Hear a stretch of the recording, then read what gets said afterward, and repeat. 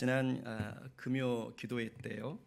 이제 제가 세 사람씩 묶어서 서로를 위해서 기도해 주는 시간이 있었어요.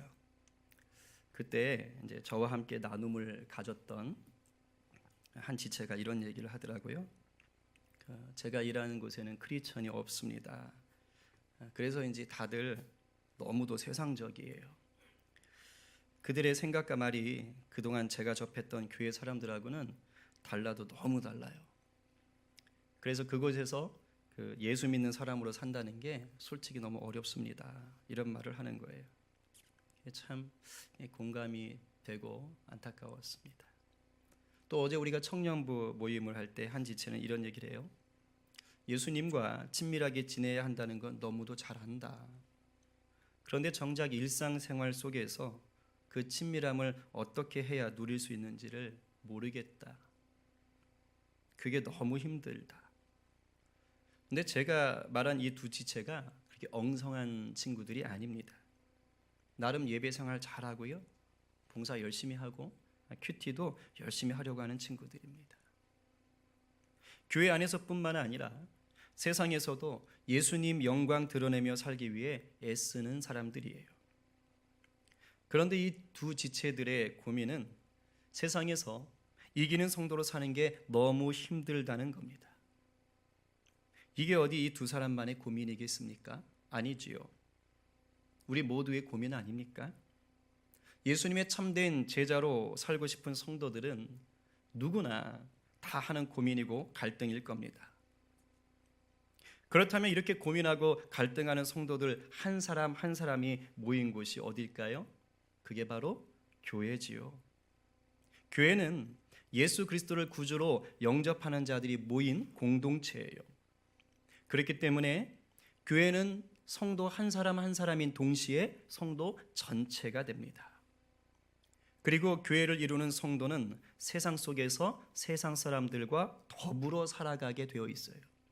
이게 무슨 말이냐? 여러분들이 이렇게 주일이나 또는 주중 기도 모임에 성림교회라는 지역교회 울타리 안으로 모입니다. 하지만 그 밖에 대부분의 시간은 어디에서 보냅니까? 교회 밖이지요. 세상 속의 가정에서, 일터에서, 학교에서, 그리고 다양한 사람들과 어울리며 생활한다 이 말이에요. 성림교회라는 울타리 안에 있을 때는 모이는 교회라면 삶의 터전인 세상 속에 있을 때는 흩어지는 교회로 살고 계시는 거예요. 그런 점에서 교회는 세상을 떠나서는 존재할 수가 없습니다. 교회와 세상은 때려야 뗄 수가 없는 관계예요. 그렇기 때문에 교회와 세상은 서로가 영향을 주고받을 수밖에 없습니다. 그런데 예수 그리스도께서 이 세상에 교회를 세우실 때는 어떤 목적이 있었느냐? 교회가 세상을 바꾸기를 원하셨던 거예요. 예수 믿는 공동체가 세상 속으로 흩어져서 소금과 빛의 역할을 하라고 교회를 세운 겁니다. 복음의 빚진 자가 되어 세상 속에서 죽어가는 영혼들에게 복음을 전하라고 교회 세우신 거지요. 그러니까 교회가 세상에게 선한 영향력을 드러내는 것이 바로 교회가 해야 할 마땅한 사명입니다. 그런데 교회가 이 사명을 감당하지 못하고 도리어 세상의 영향을 받는 쪽이 되면 문제가 생깁니다. 교회가 병들기 시작하는 거예요. 교회가 세상을 따라하기 시작해요. 세상을 쫓고 세상의 좋은 것들을 안으로 들여옵니다. 그러면 복음이 변질됩니다. 이렇게 되면 결국 교회를 이루는 성도들 자체가 약해지지요. 복음의 능력을 삶 속에서 드러내지 못합니다. 그래서 결국은 세상 속에서 사는 게 힘들어집니다. 이런 현상이 계속 반복되고 깊어지면 어떻게 되느냐? 결국 세상이 교회를 욕하고 교회를 이제는 걱정해야 되는 그런 괴물 같은 종교 집단으로 전락하고 마는 거예요. 안타까운 것은 오늘날 우리 조국 교회의 모습이 점점 이렇게 바뀌어가고 있다는 것이죠. 요즘처럼 교회가 뉴스에 자주 오르락 내리락 거릴 때가 또 있었을까 싶어요. 툭하면 돈 문제, 성 문제, 권력 문제. 교회가 아주 그냥 욕을 배부르게 먹고 있습니다. 어쩌다가 이렇게 된 겁니까? 바로 오늘 본문 속에서 그 원인과 답을 보여주고 있습니다. 오늘 우리가 보게 되는 이 버가모 교회의 문제는 단순히 2000년 전에 그 터키 지역에 있었던 버가모 교회만의 모습이 아니란 말이에요. 버가모 교회는 오늘날 전 세계 모든 교회가 경험할 수밖에 없는 그런 문제를 보여주는 겁니다. 마귀가 이 세상의 주관자 노릇을 하려고 온갖 속임과 유혹을 펼치고 있는 한 이 땅 위에 있는 모든 교회는 버가모 교회의 위기를 경험할 수밖에 없습니다. 우리 성림교회라고 예외가 아니에요. 우리 안에도 이미 버가모 교회와 같은 모습들이 있어요. 그렇기 때문에 오늘 말씀은 바로 나를 향한 말씀이며 우리 성림교회를 향한 말씀입니다. 이 시간 성령님께서 우리 교회에게 하시는 말씀을 영의 길을 활짝 열고 듣게 되기를 간절히 축원합니다. 듣고 깨닫고 반응하셔서 이기는 교회, 이기는 성도로 한 걸음 더 나아가기를 간절히 기도합니다. 우리 앞뒤 좌우들에게 정말로 진심으로 축복합니다. 우리 듣고 깨달아 이기는 교회가 됩시다.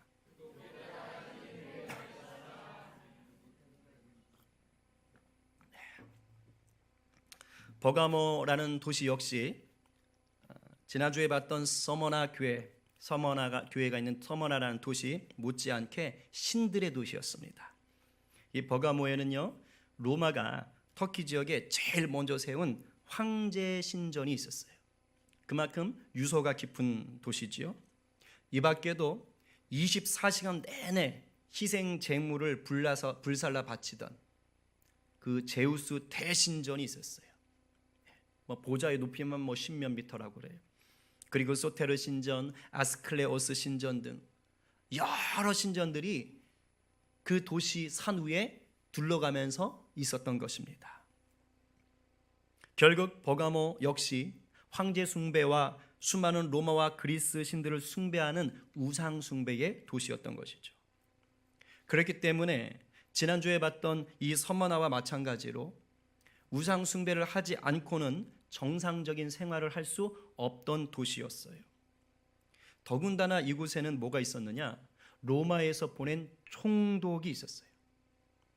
소아시아 전체 중에서, 오늘날 터키 지역이지요, 전체 중에서 9지역만이 총독이 머물고 있었습니다. 근데 그 중에 한 지역이 바로 버가모였던 것이지요. 재판권을 가진 자가 그 도시에 있었던 거예요. 그래서 버가모뿐만 아니라 총독이 없는 인근 지역에서 붙잡힌 그리스도인들까지 다 그곳으로 와서 재판을 받고 박해를 받아들였습니다. 오늘 이 요한계시록을 쓴 요한 사도가 13절에서 버가모를 가리켜서 사탄의 권자가 있는 데다라고 얘기한 이유가 바로 이것 때문이에요. 우상의 신전들이 즐비하고 그리고 또 이방 재판권을 가지고 있는 그곳, 그것이 바로 사탄의 권자다라고 얘기하는 거예요. 여러분이 그때 당시 이런 도시에서 살았다면 어땠을 것 같아요? 신앙생활 잘 하셨을 것 같습니까? 요즘으로 말하면 이런 것일 수 있어요. 아침에 직장에 가면 먼저 일을 시작하기 전에 알라에게 1시간 동안 예배를 하고 일을 시작해야 된다. 어떻게 하시겠습니까?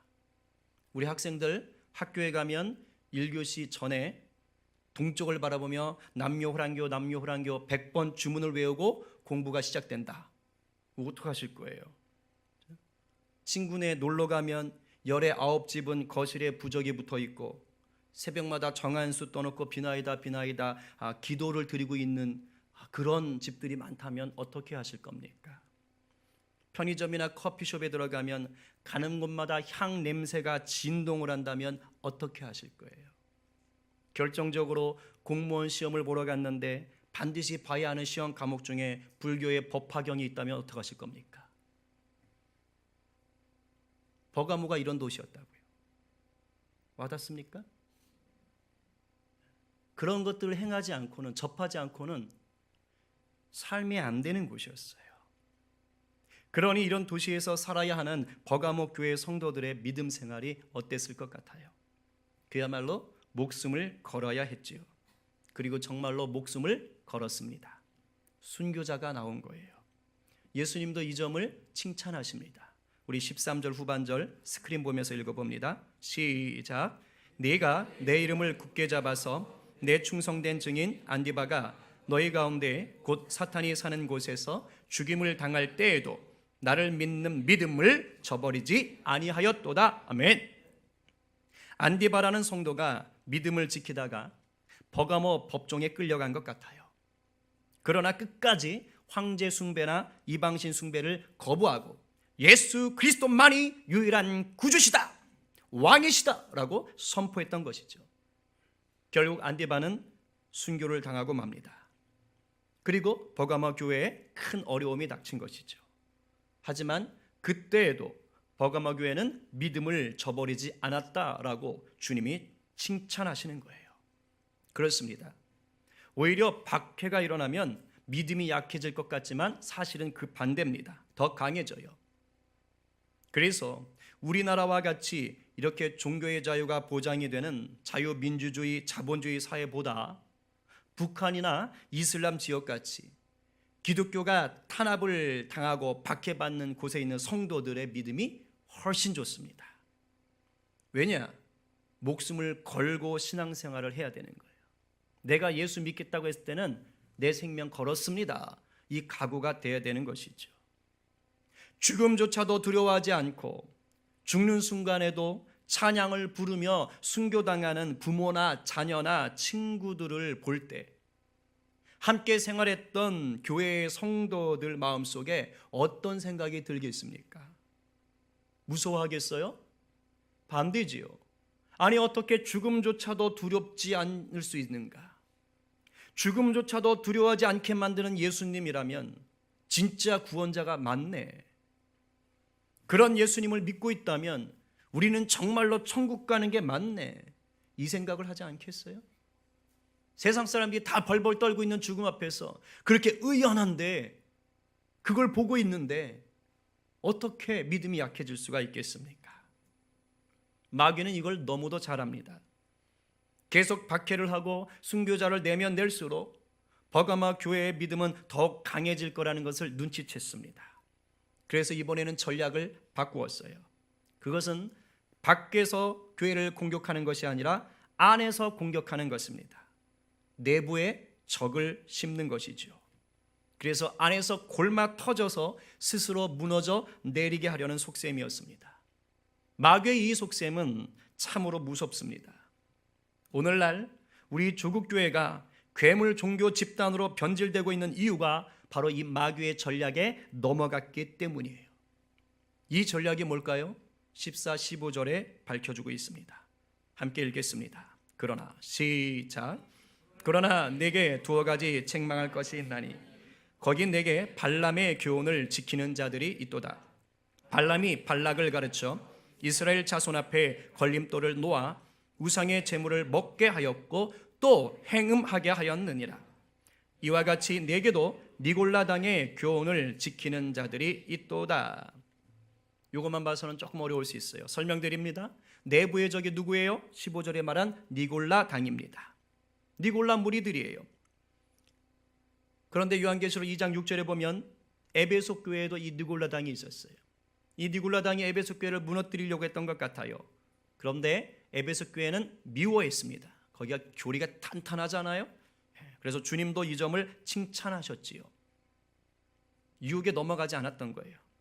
또 학자들은 이제 우리가 버가마 교회 말고 그 다음에 나오게 될 두아디라 교회에도 이 니골라당이 있었다라고 얘기합니다.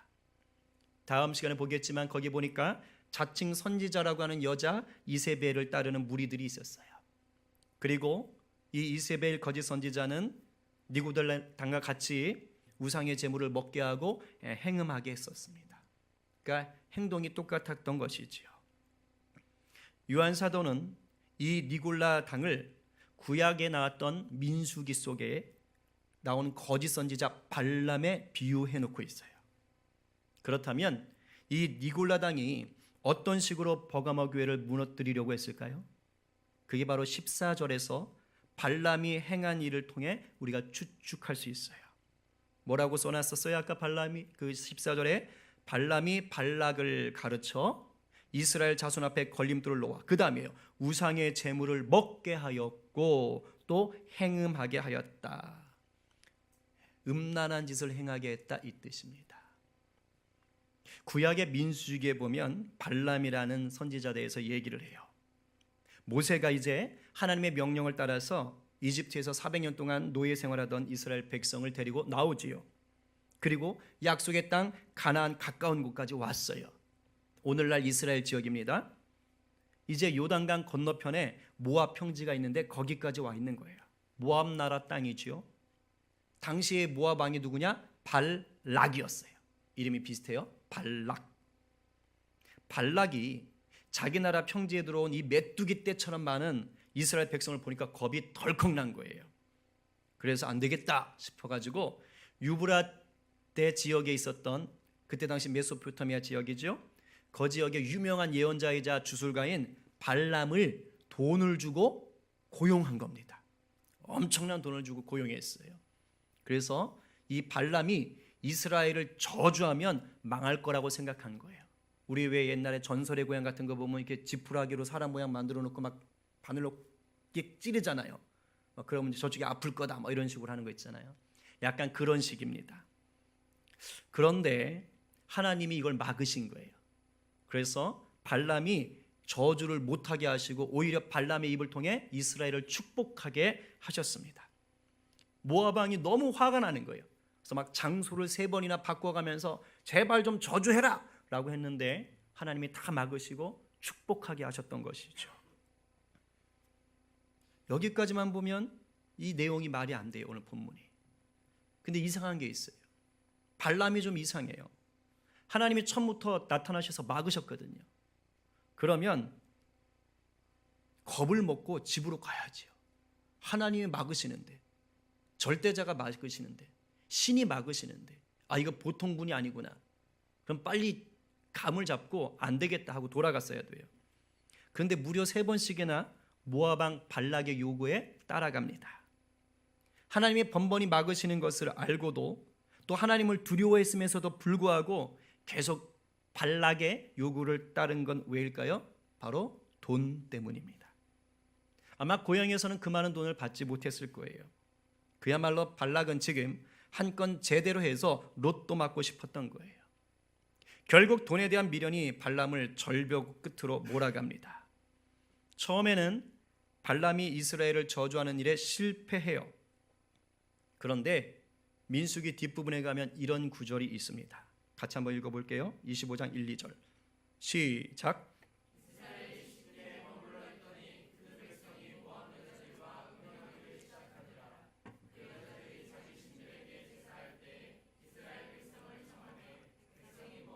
그들의 신들에게 절함으로. 모압 여자들, 그죠? 모압 여자들. 자, 그런데 성경은 이 사건을 이스라엘이 발람의 꾀에 넘어가서 이렇게 됐다 이렇게 얘기합니다. 민수기 31장 6절 말씀 시작. 보라, 이들이 발람의 꾀를 따라 이스라엘 자손을 부올의 사건에서 여호와 앞에 범죄하게 하여 여호와의 회중 가운데 연병이 일어나게 하였느니라. 발람이 지금 이스라엘을 저주하는데 실패한 후에 집으로 돌아간 게 아니었어요. 돈에 미련이 남아서 다른 계략을 쓴 겁니다. 그게 뭡니까? 발락한테 시켜서 모압 여자들을 모으는 거예요. 그래서 이스라엘 진영으로 들여보내는 겁니다. 그리고 거기서 뭘 해요? 자기들이 섬기던 신인 부올 지역의 가나안 신인 바알에게 제사를 드리게 하는 겁니다. 그런데 그때 당시에 이방인 제사는 반드시 뭐가 있냐? 성적인 관계가 있어요. 음란함이 있었다고요. 그러니까 그 여자들이 다 들어가서 제사를 하면서 이스라엘 백성들을 초청하는 겁니다. 우리 여기 와서 구경 좀 하시라고, 잔치 벌어졌다고, 우리 같이 예배하자고 이렇게 불러드린 거예요. 그 자리에 이제 남자들도 많이 온 것이죠. 그렇죠? 그리고 뭐 하는 거예요? 풍성하게 제사 드린 다음에 음식 나눠주고 절도 하시고, 그리고 그 수많은 여자들이 이스라엘 남자들과 음란한 행동을 했던 것입니다.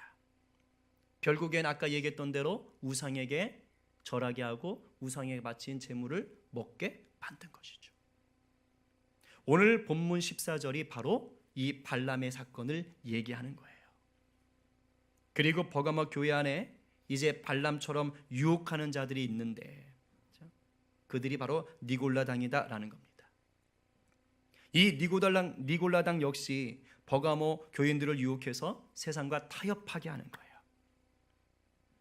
발람이 이방 나라와 타협하게 만들었던 것처럼 니골라당도 그거 하는 겁니다. 당시 황제 신전과 이방 신전에 바쳐진 우상의 제물들을 먹게 했고 그 우상에게 절하도록 꼬신 겁니다. 그리고 당시 이방 신을 섬기는 신전에서 이루어지던 성적인 음란에도 빠져들게 했던 거예요. 그럼 니골라당이 왜 이런 유혹, 즉 잘못된 교훈을 버가모 교회 안에 퍼뜨린 걸까요? 이걸 잘 들으셔야 돼요. 니골라당 스스로가 세상의 성공, 세상의 안정을 취하고 싶었기 때문이에요. 믿음 때문에 당해야 되는 수많은 제약과 무시와 경제적인 불이익과 그로 인한 생활의 불편함이 싫었던 겁니다. 예수를 믿어도 세상에서 누릴 건 좀 누리면서 살고 싶었던 겁니다. 그게 바로 마귀가 심어준 속임수였던 거예요. 아마도 니골라당이 처음부터 대놓고 버가모 교인들에게 야, 우상 숭배하러 가자, 우상의 제물 먹으러 가자 만들지 않았을 겁니다. 처음에는 황제 신전이나 이방 신전에 놀러 가보자, 우리 산책 가자 이러고 데려갔을 거예요. 처음에는 우상에 바쳐진 음식을 신전에서 안 먹었을 거예요. 그거 가져가서 성도 집에 가서 먹였을 거예요. 타협은 이런 식으로 시작되는 겁니다. 시작은 아주 작아요. 이마트만한 댐에 500원 동전만한 구멍 하나 뚫어져 있는 것과 똑같아요. 빨리 안 막으면 어떻게 될까요? 댐 무너집니다.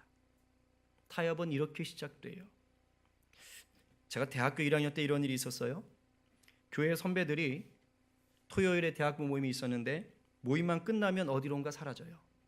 바로 위에 선배들인데. 근데 얼마 지났는데 제 친구들 중에 몇 명을 같이 데려가네요. 그래서 물어봤죠, 친구한테. 어디 갔었어? 그랬더니 그 선배 형이 교회 옆에 있는 호프집에 데려갔다는 거예요. 호프집 어딘지 아시죠? 생맥주집. 그죠? 근데 그 선배가 저희 친구들을 데려가면서 그런 얘기를 했대요. 이제 대학 가면 술 먹을 일이 많다. 그런데 술을 마셔도 있지 않니? 교회 다니는 우리들끼리만 마셔야 돼. 왜냐하면 괜히 예수 안 믿는 사람들하고 같이 마시면 그 사람들이 예수님 욕해. 이러고 데려간 거예요.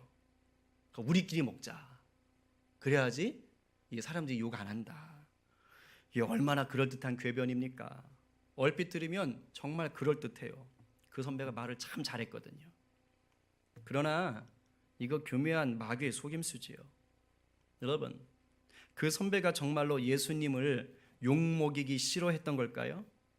세상 사람들이 예수님 욕하는 게 너무 싫어서 예수님 영광 받으시라고 교회 다니는 사람들끼리만 술 먹으러 간 거예요?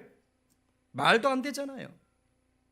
물론 술 먹는 것 자체가 천국과 지옥을 결정하는 거 아닙니다. 그러나 이 자리에서 분명하게 얘기하십시다. 적어도요, 우리나라에서 술집 드나들고 술 마셔가면서 예수님과 깊은 친밀함을 누릴 수 있어요, 없어요?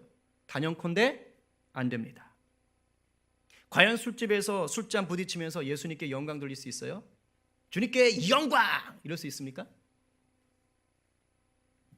그런 행동을 예수 안 믿는 사람들이 보면서 야, 저 사람 신앙 진짜 좋네, 나도 저 사람 보고 예수 믿고 싶어지네, 이런 말 나올 것 같습니까? 153 새생명 축제 때 이거 통할 것 같아요? 어린 반푼어치도 없습니다. 다른 나라는 모르겠고요. 일단 우리나라에서는 100번 죽었다 깨어나도 이런 식으로는 주님께 영광 돌릴 수 없습니다. 여러분도 잘 아시잖아요. 어줍잖은 논리와 박애주의 운운하면서 복음에 알코올 섞을 생각하지 마십시다. 순교자를 냈던 그 대단한 버가모 교회도 이런 식으로 서서히 무너져 갔던 거예요. 어디 버가모 교회뿐이겠어요? 이미 예수님 당시 예루살렘 성전부터가 그랬어요. 예수님이 있잖아요. 화를 제대로 내셨던 적이 한 번 있어요. 그것도 어디에서? 성전에서. 그 온유하신 분이 이토록 화를 내실 수가 있었을 것인가 싶을 정도로 굉장한 분노를 쏟으셨습니다. 왜 그러셨지요? 바로 성전에서 장사하던 자들 때문이었어요. 교회 안에서 장사하던 자들 때문에 예수님이 화나신 거예요. 다 뒤집어 엎었어요. 요한복음 2장 14, 16절 같이 한번 읽어볼까요? 시작. 성전 안에서 소와 양과 비둘기 파는 사람들과 돈 바꾸는 사람들이 앉아있는 것을 보시고 노끈으로 채찍을 만드사 양이나 소를 다 성전에서 내쫓으시고 돈 바꾸는 사람들의 돈을 쏟으시며 상을 엎으시고 비둘기 파는 사람들에게 이르시되 이것을 여기서 가져가라. 내 아버지의 집으로 장사하는 집을 만들지 말라 하시니. 예수님이 이런 행동을 하셨어요. 상상이 가요? 여기서 장사하는 자들은요, 그들 생각으로는 뭐라고 생각했는지 아세요? 우리는 아주 거룩한 목적을 가지고 장사하는 거야, 이렇게 생각했어요. 왜요? 제사에 쓸 짐승들을 팔기 위해 장사하는 거였습니다. 이 시대 1년에 몇 차례는 이스라엘 전역에 있는 사람들이 짐승을 붙잡아서 예루살렘 성전으로 와야 돼요. 6월절 같은 때는 와서 거기서 제사를 드려야 되는 거예요. 그러니까 제물을 집에서 가져오는데 흠이 없는 걸 가져와야 돼요. 근데 데려오면서 다칠 수도 있잖아요. 때 묻을 수도 있잖아요. 그러니까 애지중지해서 가져오는 겁니다. 그런데 때 묻고 다치면 제사 제물로 못 드리는 거예요. 그러니까 어떤 생각을 하는 거예요? 야, 편의를 받으리자. 우리가 종교 서비스를 해드리자. 이래가지고 이제 성전 안에서 짐승을 팔기 시작한 거예요. 그런데 성전에서는 성전에서만 사용하는 돈이 따로 있었습니다. 그래서 그 짐승을 사기 위해서는 당시 쓰던 이스라엘의 돈을 성전에서 쓰는 돈으로 바꿔야 돼요. 그런데 이 나쁜 놈들이 환율 시세 차익으로 수익을 남기셨던 거죠. 돈을 더 많이 줘야 되는 거예요. 밖에서는 200원이면 줄 수 있는 비둘기를 400원을 주고서야 사야 되는 일이 벌어진 것이죠. 결국 이 장사치들의 속마음은 뭡니까? 제사를 이용해 돈 버는 거였어요. 거룩한 목적이 아니었어요. 멀리서 짐승을 가져왔는데 흠없이 가져왔잖아요. 어떻게 해서든지 트집을 잡아서 제물로 못 바치겠어요. 그럼 어떻게 해야 돼요? 거기서 사야 되는 겁니다. 이렇게 해서 바로 그 성전에서 일했던 사두개인들이 대부자가 된 겁니다. 이게 바로 세상에 욕심이 들어와 버린 겁니다. 이런 행동들이 교회 안에 들어온 니골라당의 모습인 거예요. 세상과 타협하는 교회, 세상의 가치를 쫓아가는 교회가 되고 만 겁니다. 오늘날 교회 안에도 이런 모습들이 한두 가지가 아니에요. 예전에 제가 다녔던 모교회에서 있었던 일인데 제가 정말 기겁을 했습니다. 제가 다녔던 교회가 그때 당시 교인들이 3,000명, 4,000명 정도 될 때였어요. 꽤 크죠. 어느 날 제가 잘 아는 교회 집사님, 그러니까 같이 성가대 했던 분인데 한 분이 주차장에서 이렇게 수첩을 꺼내놓고요, 차 번호를 다 적으시는 거예요. 차가 얼마나 많아요. 근데 그 차 번호를 다 적으시는 거예요. 저분이 뭐 하시나 싶었습니다. 근데 알고 보니까 그 집사님이 그 전주인가 그 전 2주 전에 은행 근무하시다가 명퇴를 당하신 거예요. 그래서 보험사로 갈아탄 겁니다. 그러니까 이분이 이제 자기 보험회사, 자기 보험 실적을 위해서 교인들을 다 가입시키기 위해서 자동차 번호를 다 적어놓은 거예요. 그거 다 조회해가지고 이제 전화해서 빼돌리려고. 이미 신앙의 본질을 놓친 거죠. 교회는 예수 그리스도를 머리로 하여 예수님의 영광, 하나님의 나라를 위해서 달려가는 공동체입니다. 교회 와서 돈 벌 궁리하면 돈이 교회의 머리가 돼버리는 거예요. 니골라당 되는 겁니다. 서울의 어느 대형교회 장로님들 중에는 인쇄소를 하는 분들이 그렇게 많대요. 그리고 다 부자들이랍니다. 왜 그런가 했더니 교회 인쇄물을 다 그분들이 만든 거예요. 교회가 워낙 크거든요. 한때 10만 명을 넘어갔어요. 그러니 인쇄물 하나 찍어도 단위가 다른 겁니다. 공이 한두 개 더 붙는 거예요. 장로라는 직분을 이렇게 이용하면 됩니까? 예수님이 오늘날 계셨다면 다 뒤집어 엎으셨을 거예요. 이 밖에도 선거 때 표 얻을 생각으로 교회에 나오는 정치인들이 있다면 니골라당 따라가는 겁니다. 자신의 출세를 위해 인맥을 쌓기 위해 교회에 나오는 사람들이 있다면 역시 니골라당 따라가는 거예요. 교회 안에서뿐만이 아닙니다. 교회 울타리를 벗어나 일상을 살아내는 삶의 자리에서도 마찬가지예요. 성도는 모이나 흩어지나 교회임을 잊으면 안 됩니다. 그렇기에 세상에서 공부하고 일하고 사람들과 관계하는 모든 목적이 하나님의 영광이 되셔야 돼요. 내 중심이 아니라 왕 대신 예수님을 높이는 게 되어야 됩니다. 들어가나 나가나 앉으나 서나 모든 일을 주님께 하듯 하셔야 합니다. 이게 진짜 이기는 교회이고 이기는 성도인 거예요. 그런데 우리는 교회 건물을 나서는 동시에 교회 되기를 포기하는 자들이 많습니다. 교회 울타리 안으로 들어오면 교인이 되고 울타리 밖으로 나가면 세상에 동화된 영적 카멜레온이 되는 거예요. 영적 카멜레온. 기가 막히게 변신하는 것이죠. 주님은 이런 신앙생활을 거부하세요. 성전에 장사하던 자들을 뒤집어 엎으시던 때보다 더 강력하게 오늘 본문에서 말씀하십니다. 좌우에 날선 검으로 심판하시리라. 주님 입에서 나오는 검으로 싸워 소멸하시겠다는 거예요. 입에서 나오는 검이 뭡니까? 바로 말씀의 능력입니다. 말씀으로 풍랑을 잠잠하게 하시는 능력, 말씀으로 귀신을 내어 쫓으시던 능력, 말씀으로 죽은 자를 살리시던 그 능력으로 세상과 타협하게 만드는 영적 사기꾼들을 심판하시겠다라고 분명하게 얘기하는 거예요. 영적 사기꾼에 노란한 영적인 카멜레온들을 주님이 벌하시겠다는 뜻입니다. 그런데 그거 아세요? 주님이 사랑이 많으세요. 잘못을 벌하시긴 하셔야 되는데 이분이 사랑이 많으세요. 그래서 기회를 주십니다. 회개하라는 거예요. 그러면 용서하겠다. 재림의 주로 오시는 그날 전까지는 주님이 말할 수 없는 긍휼로 기다리고 또 기다리고 또 기다려주시는 거예요. 이제고 저제고 회개하고 돌이키는 우리에게 만나와 흰돌을 주시기 위해서 애타게 기다리고 계신 겁니다. 여러분, 회개하는 게 이기는 겁니다. 지옥은 죄를 지어서 가는 게 아니라 회개하지 않았기 때문에 가는 거라고 누군가 얘기했어요.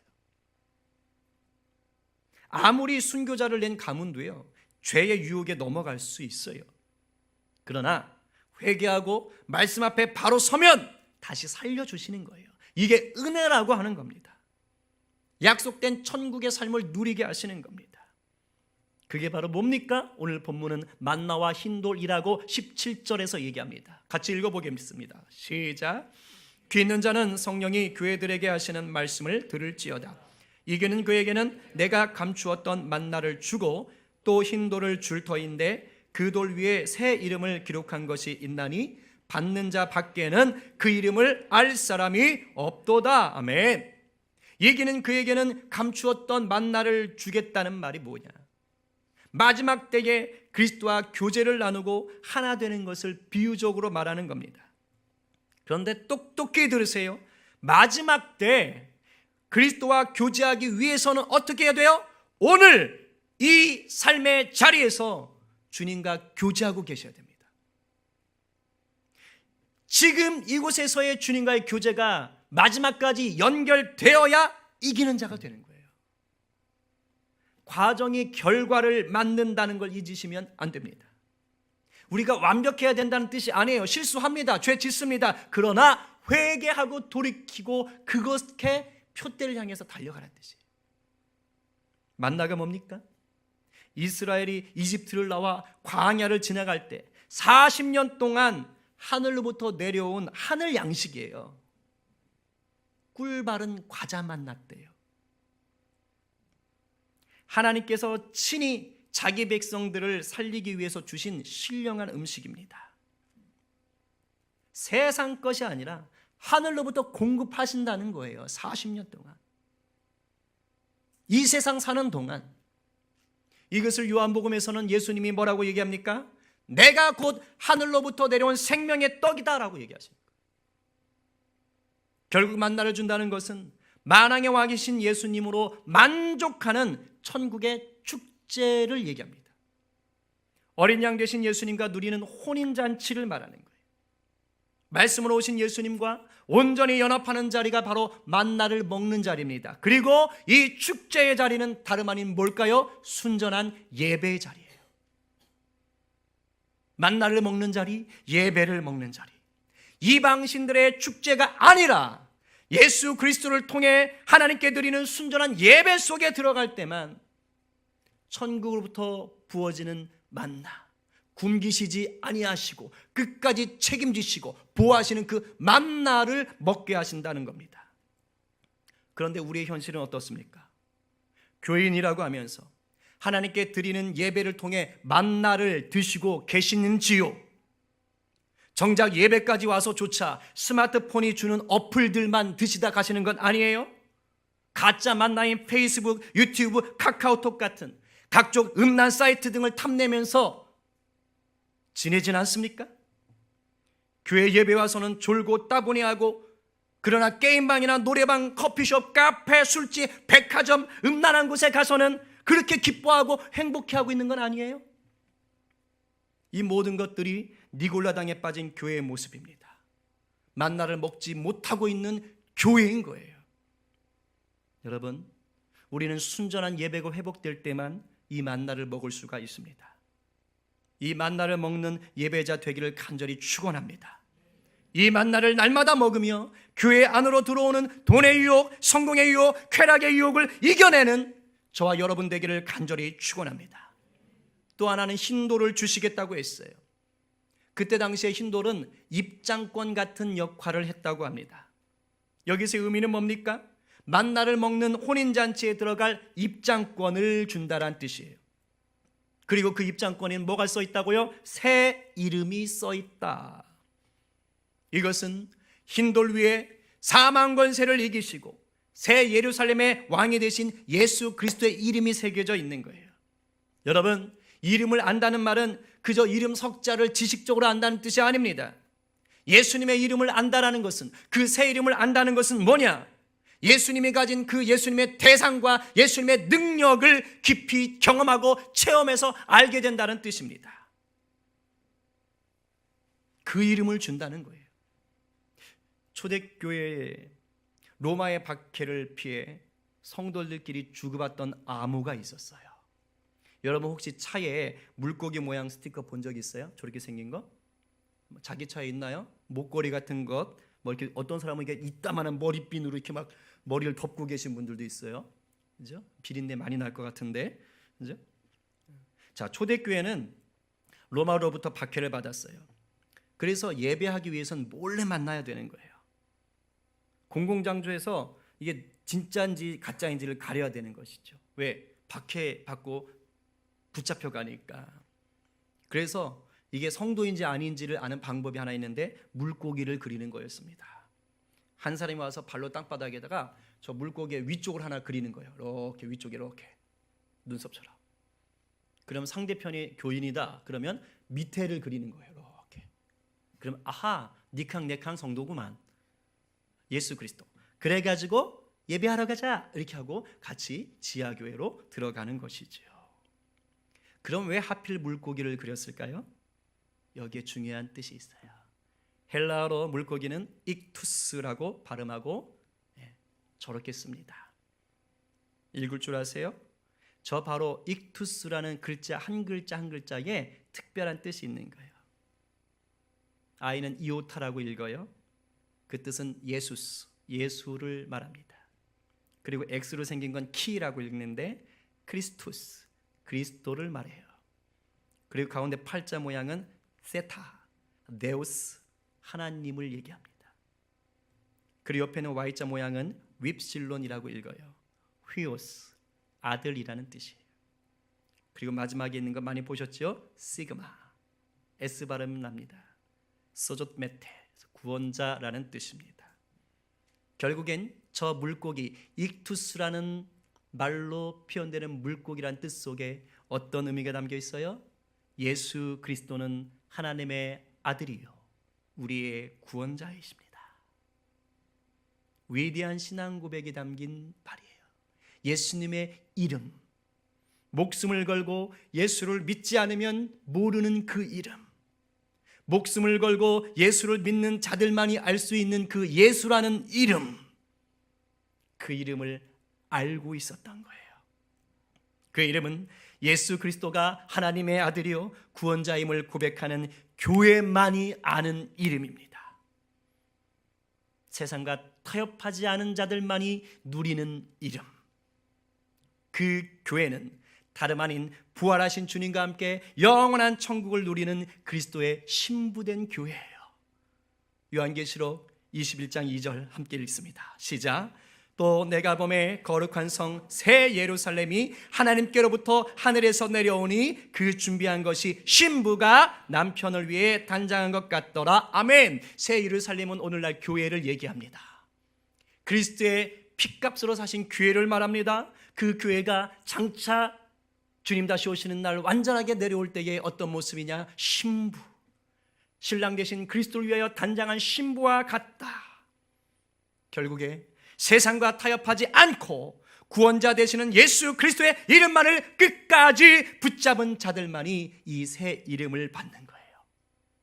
이 천국 입장권, 장차 누릴 영원한 새날은 오늘 내게 닥쳐오는 세상의 유혹과 속임을 이겨낼 때 그때 보장받습니다.